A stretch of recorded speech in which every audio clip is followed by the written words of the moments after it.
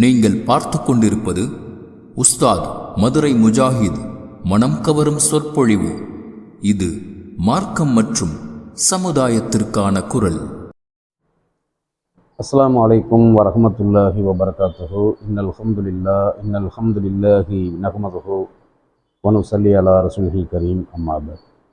அன்பார்ந்த சகோதர சகோதரிகளே, புகழ் அனைத்தும் அல்லாஹ் ஒருவனுக்கே. அல்லாஹுவின் அருளும் அமைதியும் அவனுடைய இறுதி தூதர் நபிகள் நாயகம் ஸல்லல்லாஹு அலைஹி வஸல்லம் அவர்களின் மீதும், அவர்களின் குடும்பத்தார் மீதும், அவர்களின் காலத்தில் வாழ்ந்த சத்திய சஹாபாக்களின் மீதும், அதற்கு பிறகு வந்த தாபீன்கள், தபஉ தாபீன்கள், இமாம்கள், இந்த உலகத்தில் வாழுகிற மூமின்கள், முஸ்லிம்கள் அனைவரின் மீதும் என்றென்றும் நிலவட்டுமாக. அன்பார்ந்த சகோதர சகோதரிகளே, ஜனவரி 28 வீரம் விதைக்கப்பட்ட நாள். மாவீரர் அல்ஹாஜ் பழனி பாபா அவர்கள் முஸ்லிம் சமுதாயத்திற்காக ஷஹீதாக்கப்பட்ட ஒரு நாள். எதிரிகளால், கோழைகளால் வெட்டி படுகொலை செய்யப்பட்ட நாள் ஜனவரி 28. தமிழக முஸ்லிம்களுக்கு மத்தியில், முஸ்லிம் அல்லாத அரசியல் கட்சி தலைவர்கள், முக்கியமான அரசியல்வாதிகளுக்கு மத்தியில் மிக பிரபலமான, மிகவும் அறிமுகமான, பிரபலமான எல்லா அரசியல் கட்சி தலைவர்களும், அரசியல் கட்சி முக்கிய பிரமுகர்களும் பார்த்து ஆச்சரியப்படக்கூடிய, பயப்படக்கூடிய ஒரு மனிதர் தான் முஸ்லிம் சமுதாய போராளி பழனி பாபா அவர்கள்.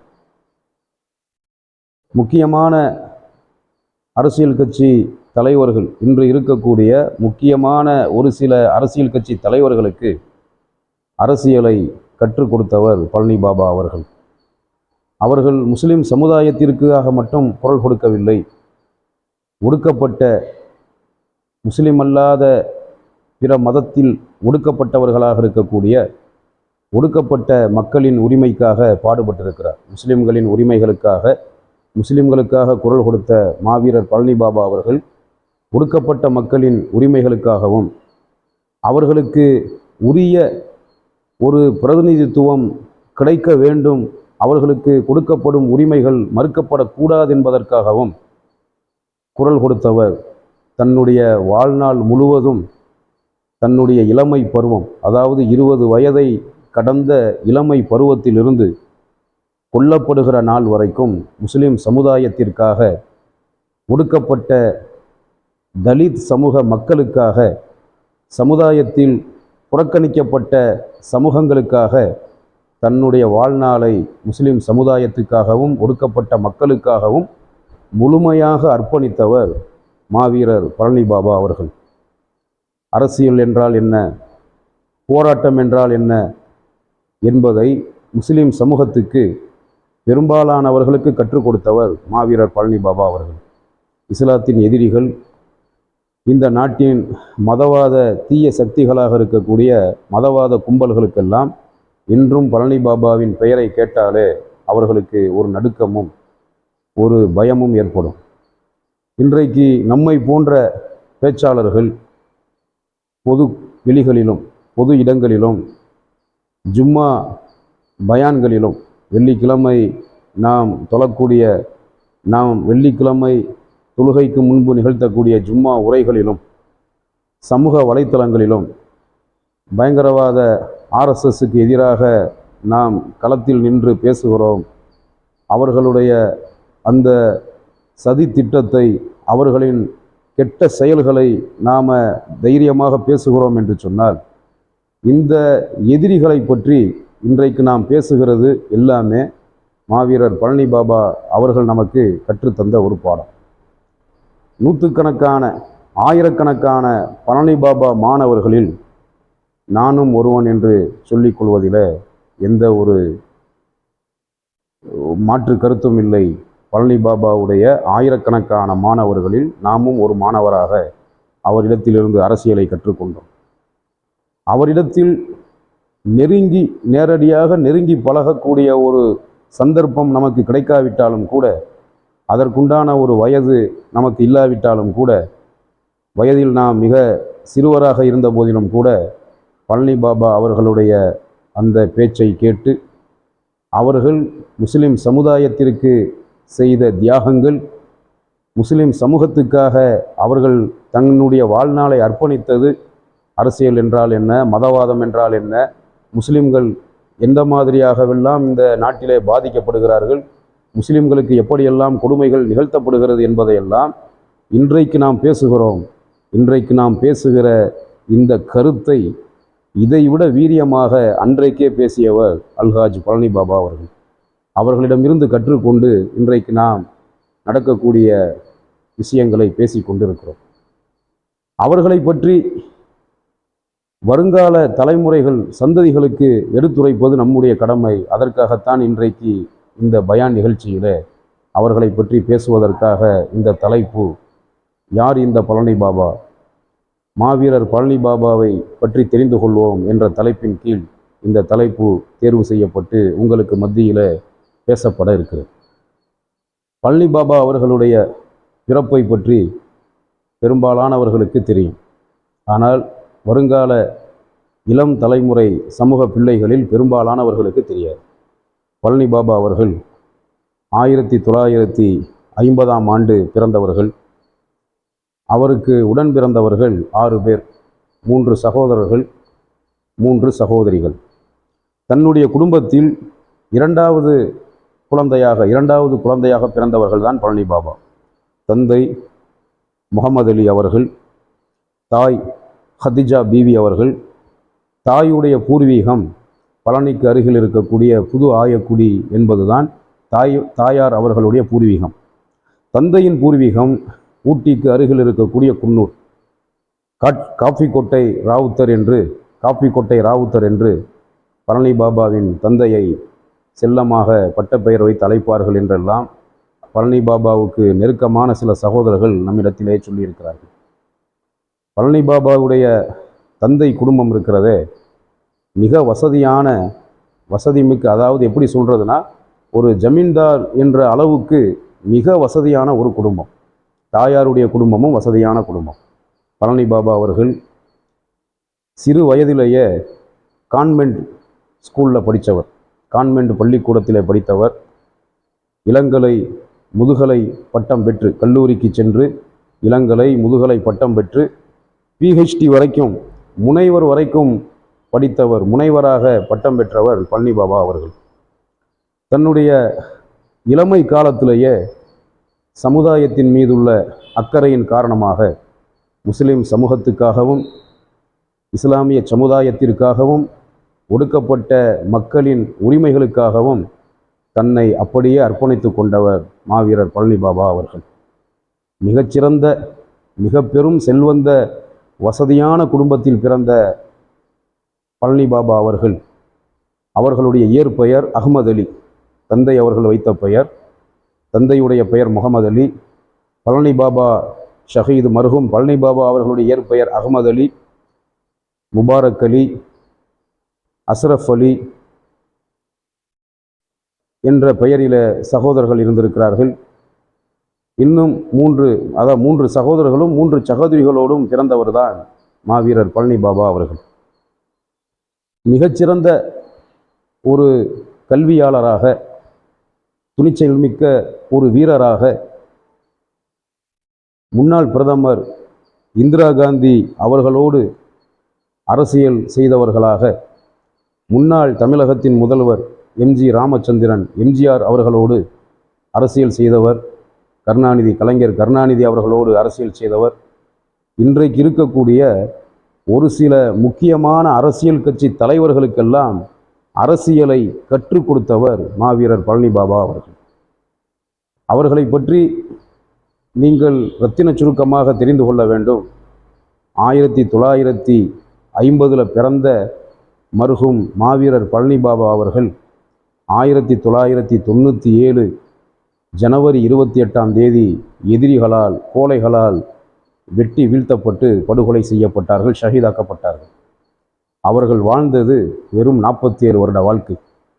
தன்னுடைய 47வது 48வது வயதில் மரணத்தை தழுவினார் பழனி பாபா அவர்கள். அவர்களுடைய ஒட்டுமொத்த 48 ஆண்டு வாழ்க்கையில் 28 ஆண்டு வாழ்க்கையை சமூகத்துக்காக, மக்களுக்காக அர்ப்பணித்தவர் மாவீரர் பழனி பாபா அவர்கள். ஏறக்குறைய அவர் பேசிய பொதுக்கூட்டங்களுடைய எண்ணிக்கை 13,201 பொதுக்கூட்டங்களில் கலந்து கொண்டு பேசியிருக்கிறார். உண்மையை பேசியிருக்கிறார். எதிரிகளுக்கு அச்சுறுத்தலை ஏற்படுத்தும் கருத்துக்களை சொல்லியிருக்கிறார். பழனி பாபா அவர்கள் தீவிரவாதத்தை தூண்டவில்லை, மதவாதத்தை பேசவில்லை, நியாயத்தை பேசினார். இன்னைக்கு ஜும்மா மேடைகளிலும் பொது வெளியிலும் சமூக வலைத்தளங்களிலும் நாம் உண்மையை பேசுகிறோம், நியாயத்தை பேசுகிறோம். நம்முடைய குரல் வலை நெரிக்கப்படுகிறது. நம்முடைய சோசியல் மீடியா சேனல்கள் முடக்கப்படுகிறது. நமக்கு பல நெருக்கடிகள் தரப்படுகிறது உண்மையை பேசுகிற காரணத்தினால். அன்றைக்கு எவ்வளவு எதிர்ப்புகளை அவர் சந்தித்திருப்பார் என்பதை இந்த காணொளியை பார்க்கக்கூடிய சகோதரர்கள், நம்முடைய மாணவர்கள் நீங்கள் புரிந்து கொள்ள வேண்டும். 13,201 பொதுக்கூட்டம் அவர்கள் கலந்து கொண்டது. நமக்கு கிடைச்ச தகவலின் அடிப்படையில் தான் நம்ம சொல்கிறோம். இதுக்கு மேலேயும் இதுக்கு அதிகமாகவும் பேசியிருக்கலாம். அவர் பேசாத ஊரே இல்லை. தமிழகத்தில் எல்லா ஊர்களையும் பேசியிருக்கிறார். ஒரு ஊரில் உண்மையை பேசி சமுதாயத்துக்காக குரல் கொடுத்து அந்த ஊரில் உள்ள மக்களை அரசியல்னா என்னன்னு தெரியாமல் பின்தங்கி இருக்கிற ஒடுக்கப்பட்ட மக்களையும் முஸ்லீம் சமூகத்தையும் தட்டி எழுப்பி அவர்களுக்கு ஒரு வீரத்தை, அவருடைய அந்த 1 மணி நேர 2 மணி நேர பேச்சில் வீரத்தை கற்றுக் கொடுத்து, அரசியலை கற்றுக் கொடுத்து வந்து விடுவார். மேடை பேசிட்டு மேடையை விட்டு கீழே இறங்குவார். வழக்கு பதிவு செய்யப்படும், ஜெயிலில் பிடிச்சி போட்டுருவாங்க. 13,201 பொதுக்கூட்டத்தில் கலந்து கொண்டு பாபா அவர்கள் பேசியிருக்கிறார்கள். 136 முறை சிறைக்கு சென்றிருக்கிறார்கள்.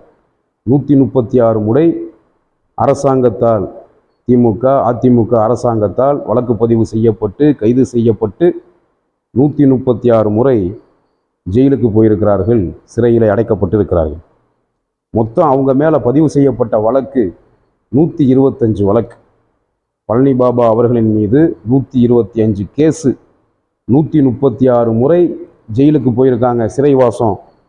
4 NSA நேஷனல் சேஃப்டி ஆக்ட் என்று சொல்லப்படுகிற தேசிய பாதுகாப்பு சட்டத்தின் கீழ் 4 முறை கைது செய்யப்பட்டிருக்கிறார்கள்.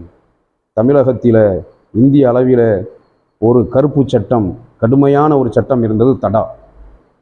அந்த தடா சட்டத்தால் தமிழகத்தில் வாழுகிற சில இஸ்லாமியர்கள், சில இஸ்லாமிய சகோதரர்கள் தடா சட்டத்தால் கைது செய்யப்பட்டு பெரும் பாதிப்புகளை சந்தித்தவர்கள். 2 முறை தடா சட்டத்தில் நடவடிக்கை எடுக்கப்பட்டவர். 4 NSA, 2 தடா, 125 கேஸ், 136 தடவை ஜெயிலுக்கு போயிருக்கிறார்கள். இப்படிப்பட்ட எண்ணிக்கையில் எதுக்காக? இந்த எண்ணிக்கையில் கேஸ் வாங்கினவங்க, ஜெயிலுக்கு போனவங்க, கடுமையான ஆக்டில் வழக்கு பதிவு செய்யப்பட்டவங்கள தமிழ்நாட்டில் யாரையுமே நீங்கள் பார்க்க முடியாது. இந்திய அளவில் எடுத்துக்கிட்டால் கூட இப்படி ஒரு மனிதரை முஸ்லீம் சமூகத்தில், முஸ்லீம் சமுதாயத்துக்காக, ஒடுக்கப்பட்ட மக்களுக்காக பாடுபட்டு இவ்வளவு தியாகத்தை செய்தவர்களை இந்தியாவில் இதுவரைக்கும் நாம் பார்த்ததே கிடையாது. அப்படிப்பட்ட ஒரு அர்ப்பணிப்பு. எதற்காக இத்தனை கேஸுகள் வாங்க வேண்டும்? எதற்காக இத்தனை முறை சிறைக்கு செல்ல வேண்டும்? எதற்காக வேண்டி அரசாங்கத்தின் அடக்குமுறைகளுக்கு, ஒடுக்குமுறைகளுக்கு ஆளாக்கப்பட வேண்டும்? சற்று நாம் சிந்தித்து பார்க்க கடமைப்பட்டிருக்கிறோம்.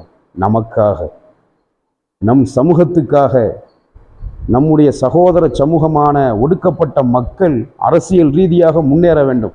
பழனி பாபா அவர்கள் நினைத்திருந்தால் PhD பட்டம் படித்தவர், வசதியான குடும்பம், ஒரு மிக பெரும் கோடீஸ்வர குடும்பம், என்ன பிஸ்னஸ் வேணாலும் செஞ்சுக்கிட்டு தனக்குன்னு திருமணம் முடித்து புள்ள குட்டிகளோட வசதியாக சந்தோஷமாக பெரும் பணக்காரனாக பிறந்து வளர்ந்து பணக்காரனாக வாழ்ந்தவர் பழனி பாபா. வசதியான வாழ்க்கை, வெளிநாட்டில் போய் கூட வாழ்ந்திருக்க முடியும். அவங்கள்ட்ட இருக்கிற அறிவை பயன்படுத்தி, அவங்க கல்வியை பயன்படுத்தி, அவங்கள்ட்ட இருக்கக்கூடிய வசதியை பயன்படுத்தி உலகத்தில் எந்த நாட்டில் வேணாலும் போய் வசதியாக பணக்காரனாக தொழிலதிபராக வாழ்ந்திருக்க முடியும். அல்லது ஏதாவது ஒரு அரசியல் கட்சியில் போய் சேர்ந்து அந்த அரசியல் கட்சி தலைவராக இருந்து தன்னை வளப்படுத்தி இருக்க முடியும். இன்றைக்கி எத்தனையோ அரசியல் கட்சி தலைவர்கள் ஒரு காலத்தில் தமிழ்நாட்டில் அட்ரஸே இல்லாமல் இருந்த ஒரு சில பேர் கட்சி ஆரம்பித்து பணக்காரங்களாக இருக்கிறத பார்க்குறோம், இயக்கம் ஆரம்பித்து பணக்காரங்களாக இருக்கிறத பார்க்குறோம். இன்றைக்கி மக்கள் பிரதிநிதியாக மாறி இருக்கிறத பார்க்குறோம். பழனி பாபா நினச்சிருந்தா MP, MLA, மினிஸ்டர் வரைக்கும் போயிருக்க முடியும். ஏதாவது ஒரு கட்சியில் தன்னை இணைச்சிக்கிட்டு தனக்குன்னு ஒரு அதிகாரத்தை வச்சுக்கிட்டு போயிருக்க முடியும். ஆனால் அவங்க எந்த பதவி, ஒரு கவுன்சிலர் பதவி கூட அவங்க வாங்கினது கிடையாது. ஒரு கவுன்சிலருக்கு கூட, ஒரு வார்டு மெம்பருக்கு கூட அவங்க தேர்தலில் போட்டியிட்டது கிடையாது. காரணம் என்ன?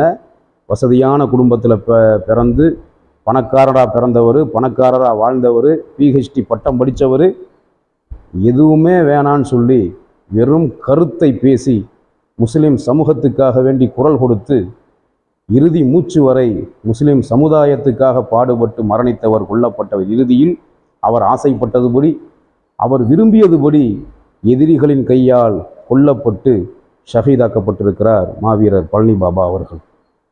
அப்போ முஸ்லிம் சமுதாயத்தின் மீது இருந்த பற்றுதல், அந்த அக்கறை தான் அவர்களை இப்படிப்பட்ட ஒரு தியாகத்தை செய்ய வைத்தது. இன்னும் நாம் சிந்திக்க கடமைப்பட்டிருக்கிறோம். பழனி பாபா அவர்கள் நீதித்துறையை ஆச்சரியப்படுத்தும் விதத்தில், அரசாங்கத்தை கலங்கடிக்கும் விதத்தில், பயமுறுத்தும் விதத்தில் சில பொதுநல வழக்குகளை போட்டு அந்த பொதுநல வழக்குகளில் வெற்றியும் அடைந்திருக்கிறார். தன் மீது போடப்பட்ட நூற்றுக்கணக்கான பொய் வழக்குகளை நீதிமன்றத்துக்கு சென்று தன்னுடைய சொந்த செலவுல, தன்னுடைய சொந்த அறிவுல எத்தனையோ வழக்குகளை உடைத்து வெளியே வந்திருக்கிறார் பழனி பாபா அவர்கள். முஸ்லிம் சமுதாயத்துக்கு ஒரு பிரச்சனை என்று சொன்னால், ஒடுக்கப்பட்ட சமூகத்துக்கு ஒரு பாதிப்பு, ஆபத்து என்று சொன்னால் முதலில் குரல் கொடுப்பது, முதலில் அது யாருடைய குரலாக ஒலிக்கும் என்று சொன்னால் தமிழகத்திலே பழனி பாபா அவர்களுடைய குரலாகத்தான் இருக்கும். குரல் கொடுப்பார். குரல் கொடுப்பதோடு மட்டுமல்ல, சில பேர் பேசுவார்கள், பொதுக்கூட்டத்திலும் வலைத்தளங்களிலும் பேசுவார்கள். பிரச்சனைனா ஸ்பாட்டுக்கு எவனும் போக மாட்டான், பயந்துக்கிட்டு போக மாட்டாங்க. 10 பேர் இல்லாமல் வெளியே போகிறதுக்கே பயப்படக்கூடியவர்கள் இன்றைக்கி அரசியல் கட்சி தலைவர்களாக,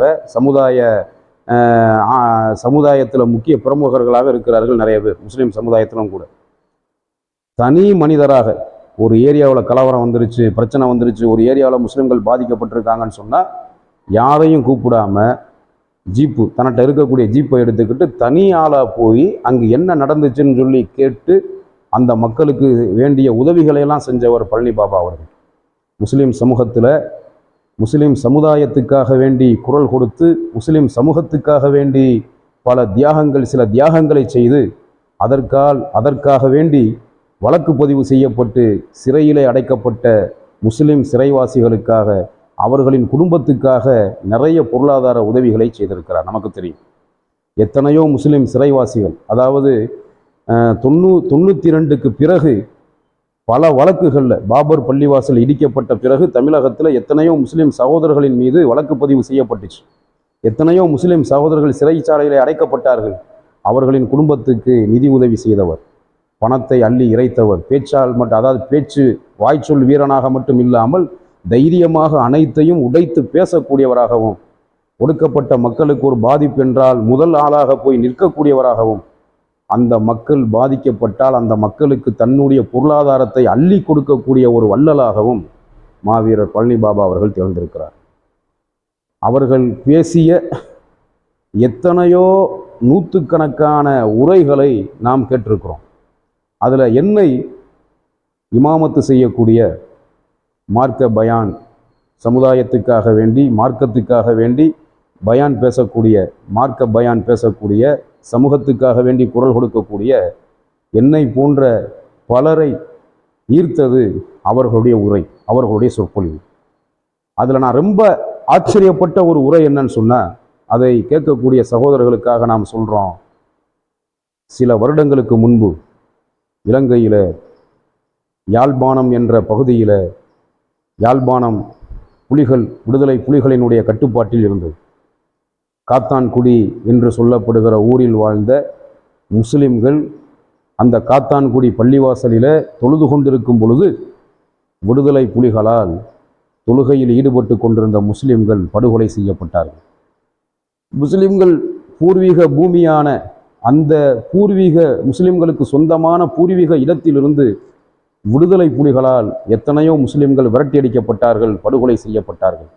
விடுதலை புலிகளுக்கு அன்றிலிருந்து இன்று வரைக்கும் தமிழகத்தில் ஆதரவாளர்கள் இருக்கிறார்கள், உதவி செய்யக்கூடிய உதவியாளர்கள் இருக்கிறார்கள். பெரும்பாலான தமிழகத்தில் இருக்கக்கூடிய அரசியல் கட்சிகளில் இன்னமும் ஒரு சில கட்சிகள் விடுதலை புலிகளுக்கு ஆதரவான கட்சிகள் தான். விடுதலை புலிகளுக்கு உதவி செய்த கட்சிகளும் கட்சி பிரமுகர்களும் இன்னும் இருக்கிறார்கள். விடுதலை புலிகள் இலங்கையில் வாழக்கூடிய முஸ்லிம்களுக்கு எதிராக வன்முறை தாக்குதலை நடத்தும் போது யாருமே கண்டிக்க முடியாமல், கண்டிப்பதற்கே பயந்து கொண்டிருந்த காலகட்டத்தில் தைரியமாக தமிழகத்தில் விடுதலை புலிகளை கண்டித்து கடுமையாக வான் பண்ணவர், எச்சரிக்கை பண்ணவர் பழனி பாபா. இதை நீங்கள் நிறுத்தி கொள்ள வேண்டும். இந்த தாக்குதல் எங்கள் மக்களின் மீது விடுதலை புலிகள் தாக்குதல் நடத்தினால் வேறு மாதிரியான விளைவுகளை சந்திக்க வேண்டும் என்று விடுதலை புலிகளை ஒரு மிரட்டியவர் பழனி பாபா அவர்கள். விடுதலை புலிகளுக்காக சில நன்மைகளையும் செய்தார். ஆரம்பத்தில் பல இங்கு இருக்கக்கூடிய சில அரசியல் கட்சி தலைவர்கள் விடுதலை புலிகளுக்கு உதவியது போன்று ஆரம்ப காலகட்டத்தில், அதாவது விடுதலை புலிகள் இலங்கை முஸ்லிம்களை தாக்குவதற்கு முன்பு பழனி பாபா அவர்களால் பலனடைந்த ஒரு கூட்டம் விடுதலை புலி. இங்கு இருக்கக்கூடிய சில அரசியல் கட்சிகள்கிட்டருந்து எப்படி பலனை அனுபவித்தார்களோ அதுபோன்று பழனி பாபா அவர்களும் விடுதலை புலிகளுக்காக சில உதவிகளை செய்திருக்கிறார்கள், சில நல்லதை செய்திருக்கிறார்கள். விடுதலை புலிகளை தைரியமாக பொது கூட்டத்தில் கடுமையாக கண்டித்தவர். அந்த நிகழ்வை பற்றி பேசுவதற்கே பயந்துக்கிட்டு இருந்த காலகட்டம். நாமெல்லாம் ரொம்ப சின்ன பசங்க, அப்போ விவரம் தெரியாத அளவுக்குள்ள வயதில் உள்ள சின்ன பசங்க. அந்த காலகட்டத்திலேயே விடுதலை புலிகளை கண்டித்து கடுமையாக பேசியவர் மாவீரர் பழனி பாபா அவர்கள். அந்த தைரியம் யாருக்கும் கிடையாது. எத்தனையோ தியாகங்களை செய்த பழனி பாபா அவர்கள் இன்றைக்கு ஒரு சிலரால் மதவாதியாக பழனி பாபா சித்தரிக்கப்படுகிறார்கள். ஆனால் பழனி பாபா மதவாதி அல்ல. முஸ்லிம் அல்லாத மாற்று மத சகோதரர்களோடு பழனி பாபா அவர்கள் இணக்கமாக இருந்திருக்கிறார். அவர்களுக்கு வேண்டிய சில உதவிகளையும் செய்திருக்கிறார்கள். எத்தனையோ அரசியல் கட்சியில் இன்று இருக்கக்கூடிய பல பிரமுகர்கள் அதற்கு சாட்சியாக இருக்கிறார்கள். பாபா அவர்கள், ஷஹீத் அகமது அலி, ஆசிரியர் அகமது அலி அவர்கள் எப்படியெல்லாம் பிற மத மக்களுக்கு உதவி செய்யக்கூடியவர்களாக, முக்குளத்து சமூக மக்களுக்கு, தலித் சமூக மக்களுக்கு, வன்னிய சமூக மக்களுக்கெல்லாம் பழனி பாபா அவர்கள் என்னென்ன நல்ல கருத்துக்களை சொல்லி இருக்கிறார்கள், அவர்களுக்கு எந்த மாதிரியான ஒரு நன்மைகளை செய்திருக்கிறார்கள் என்பது அந்த சமூகத்தைச் சேர்ந்த பழனி பாபாவோடு பயணித்த அந்த சமூகத்தின் கட்சி தலைவர்களுக்கு நன்றாக தெரியும். இன்னும் சொல்ல வேண்டுமே ஆனால் பழனி பாபா அவர்கள் இறுதியாக சமுதாயத்தின் மீது உள்ள அக்கறையின் காரணமாக, நலனின் காரணமாக ஒரு முடிவெடுத்தார்கள். என்ன முடிவு என்று சொன்னால், முஸ்லிம் சமூகம் அரசியலில் மிக பின்தங்கி இருக்கிறது. முஸ்லிம் சமூகத்துக்கு உரிய பிரதிநிதித்துவம் தரப்பட வேண்டும் என்பதற்காக வேண்டி முஸ்லிம்களை ஒரு அணியில் திரட்டும் ஒரு பணியை தன்னுடைய கருத்தின் வாயிலாக மேற்கொண்டார்கள் பழனி பாபா அவர்கள். அதற்கான முயற்சியிலும் ஈடுபட்டார்கள். இன்னும் சொல்ல போனால், மாற்று முஸ்லிம் அல்லாத பிற மத சகோதரர்களில் யார் சலவை தொழில் செய்கிறார்களோ, முடிவெட்டும் தொழில் செய்கிறார்களோ, செருப்பு தைக்கும் தொழில் செய்கிறார்களோ, சமுதாயத்தில் ஒடுக்கப்பட்ட நிலையில் முடிவெட்டக்கூடிய தொழில், சலவை தொழில், செருப்பு தைக்கும் தொழில் போன்ற இந்த தொழில்களை செய்யக்கூடிய ஒடுக்கப்பட்ட அந்த சமூகங்களை ஒன்றிணைத்து அவர்கள் அரசியல் ரீதியாக முன்னேற வேண்டும், அவர்களினுடைய சந்ததிகள் பெரும் முன்னேற்றத்தை அடைய வேண்டும் என்பதற்காக வேண்டி குரல் கொடுத்து அதற்கான முயற்சியிலே ஈடுபட்டு கொண்டிருந்தார். முஸ்லிம் சமூகமும் முன்னேற வேண்டும் என்பதற்காக பாடுபட்டு கொண்டிருந்தார். அந்த காலகட்டத்தில் தான் பழனி பாபா அவர்கள் படுகொலை செய்யப்பட்டார்கள் என்பது வரலாறு. அவர்கள் கொல்லப்படுவதற்கு சில மணி நேரத்துக்கு முன்பு கூட தன்னுடைய நண்பர், தனபால் என்று சொல்லப்படுகிற தன்னுடைய நண்பரின் வீட்டுக்கு சென்று, அன்னைக்கு ரமலானுடைய மாதம் 1997 ஜனவரி 25, 28 அவர்கள் கொல்லப்படுகிறார்களே, அந்த ஜனவரி மாதம் ரமலானுடைய மாதம். அந்த ரமலானுடைய மாதத்தில் நோன்பு நோற்று நோன்பை துறந்துவிட்டு தன்னுடைய உறவினரை வெளியூருக்கு, அவர் செல்ல வேண்டிய ஊருக்கு அனுப்பி வைத்துவிட்டு நோன்பு துறந்து மகரிபு தொழுகையை முடித்துவிட்டு தன்னுடைய நண்பர்களில் ஒருவராக இருக்கக்கூடிய தனபால் என்ற தன்னுடைய நண்பரின் வீட்டுக்கு சென்று அவரை சந்தித்து அவரிடத்தில் பேசிவிட்டு வெளியே ஜீப்பை எடுத்து கிளம்பும் பொழுதுதான் கேரளா மாநிலத்தைச் சேர்ந்த சில கோலை பயங்கரவாதிகள் பழனி பாபா அவர்களின் கவனத்தை திசை திருப்பி அவர்களிடத்தில் ஏதோ விலாசம் கேட்பதை போன்று அவர்களுடைய வயிற்றில கத்தியால் வாளால் குத்தி ஏறக்குறைய 18 இடங்களில் வெட்டப்பட்டு பழனி பாபா அவர்கள் 1997 ஜனவரி 28 மகரிப் தொழுகையை முடித்துவிட்டு தன்னுடைய நண்பரின் வீட்டுக்கு சென்றுவிட்டு வெளியே கிளம்பும் போதுதான் அவர்கள் கொல்லப்பட்டார்கள், ஷஹீதாக்கப்பட்டார்கள். தன்னுடைய ஒட்டுமொத்த வாழ்க்கையையும் முஸ்லிம் சமூகத்துக்காக அர்ப்பணித்தவர் மாவீரர் பழனி பாபா அவர்கள். ஒடுக்கப்பட்ட புறக்கணிக்கப்பட்ட சமூக மக்களுக்காக குரல் கொடுத்தவர். அவர்களையெல்லாம் ஒன்றிணைத்து அரசியல் ரீதியாக அவர்கள் முன்னேற்றம் அடைய வேண்டும் என்று பாடுபட்டவர். தனக்கென்று ஒரு குடும்பம் இல்லாமல், தனக்கென்று சொத்து சேர்த்து கொள்ளாமல், தன்னுடைய ஒட்டுமொத்த வாழ்க்கையையும் சமுதாயத்துக்காக அர்ப்பணித்த மாவீரர் பழனி பாபா அவர்களை நாம் மறந்துவிட்டால் நம்மை போன்று நன்றி கட்டவர்கள் யாரும் இல்லை. நாம் எப்படிப்பட்ட சூழ்நிலையில் மாவீரர் பழனி பாபா அவர்கள் முஸ்லிம் சமுதாயத்தின் நலனுக்காக வேண்டி ஜிஹாது கமிட்டி என்ற ஒரு பெயரிலே ஒரு இயக்கத்தை நடத்தினார்கள்.